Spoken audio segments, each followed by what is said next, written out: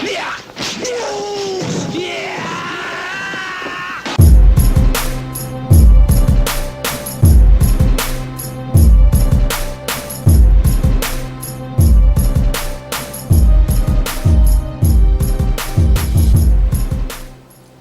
everybody, welcome to the newest episode of Capital Combat. Name says it all. I'm Hakeem Branch. Rob Jarrell.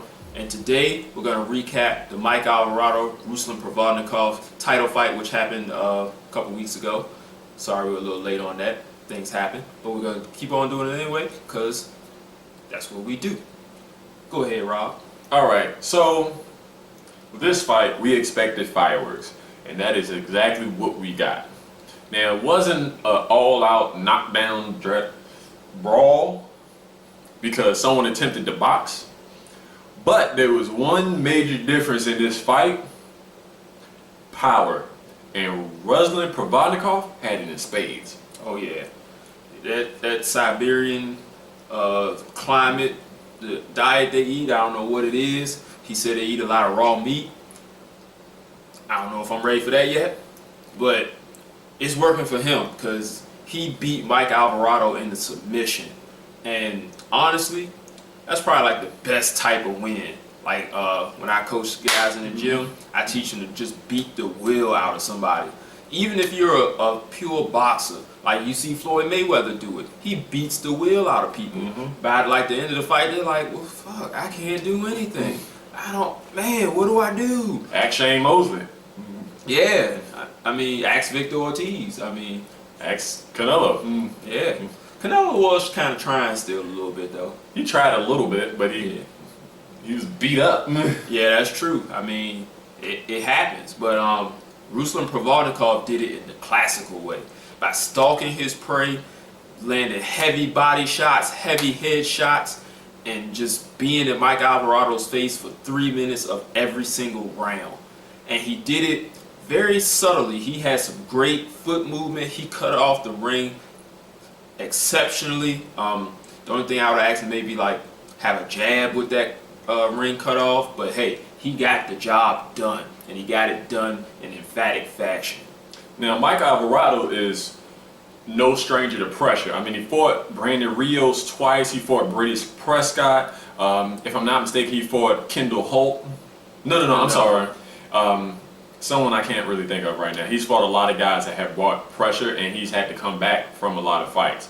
But the guy has been in some really tough fights, some wars, however you want to say it.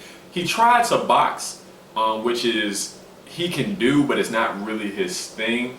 And against a guy like Provodnikov, who is fairly sharp as a puncher, and not only punches sharp, punches hard.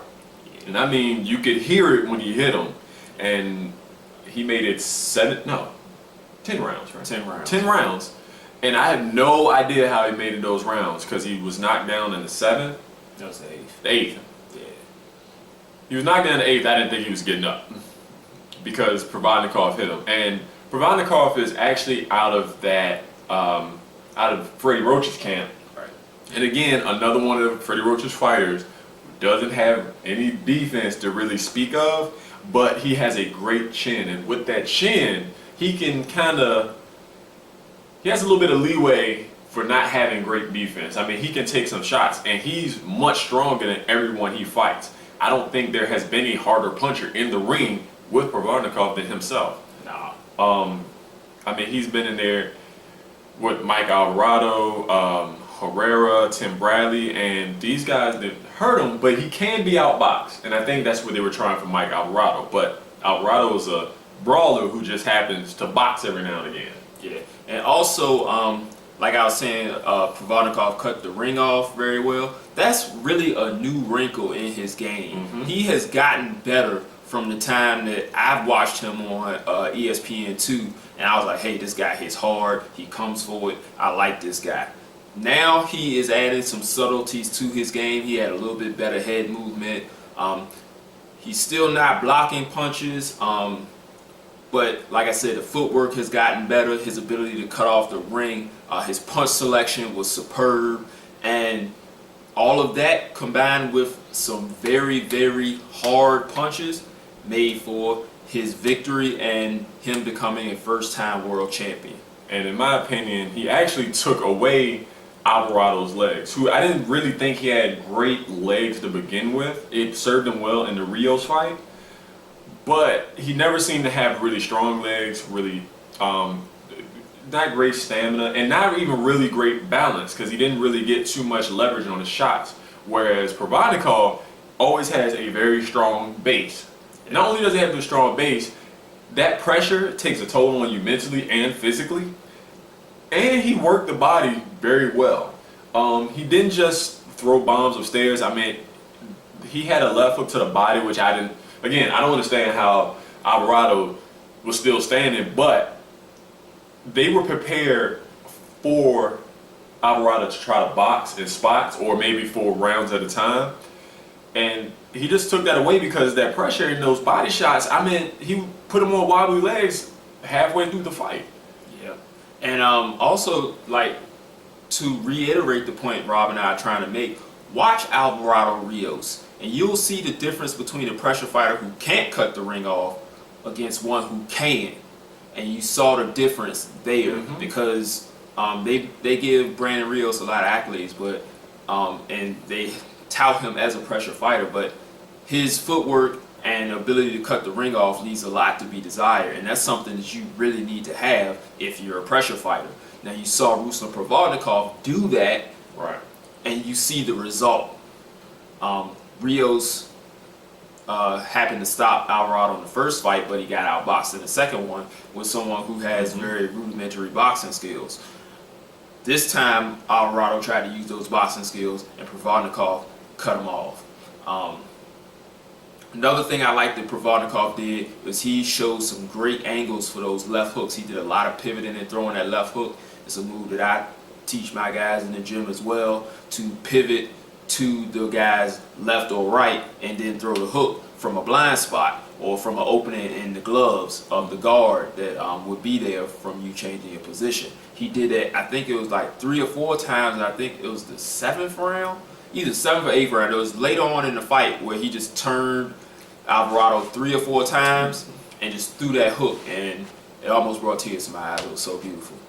So that's it. I mean, we just got to see what's going to happen now in the Pacquiao-Rios fight to see who Provodnikov fights next, who Bradley fights next, and see how Bob Arum matches those guys up. Now, if he doesn't, I don't see him fighting Manny Pacquiao. They're in the same camp. They're both trained by Freddie Roach. And actually, Freddie Roach was in the Philippines, if I'm not mistaken, training Pacquiao. Which is why he wasn't in the corner. Marvin Somodio was who was in the corner of Provodnikov for this fight. Right. Now, I have an interesting take on it, being that it is top rank. If I'm not mistaken, Hank Lundy is part of top rank.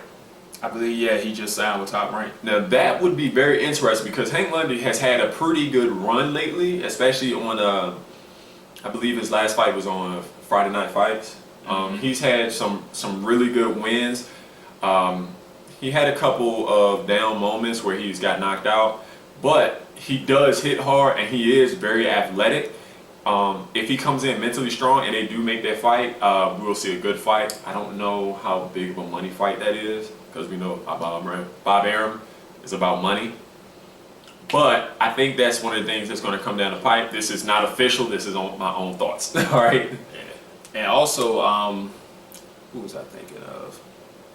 I can't think of it. Oh, Danny Garcia. I would love to see Provodnikov and Danny Garcia. Hopefully Provodnikov isn't signed to an exclusive HBO contract. From what I hear, he's not tied to Top Rank completely. His promoter's Artie Palulo. Bob Arum might have some options on him because he's fought his last 2 cards, his last 2 fights for Top Rank. Right. So we'll see what the future holds. I'd love to see him against Danny Garcia. That would be an awesome fight. But most likely he'll fight either Brandon Rios or Timothy Bradley again, which are 2 good fights as well. Anything that Ruslan Provodnikov is involved in, I'm watching it. Damn straight. Alright guys, that's all we got for you today. Make sure you like this video, subscribe, share it with your friends, and thanks for watching. Peace. round one and you've already lost. They don't seem to see that everything we've done is coming and gone. My fists are on fire, I perform till I perspire. My demons are in a rage, keep thinking that it's a game. I kick crime, hurricane. I told them I don't play, I'm liquid. Black Street Fighter.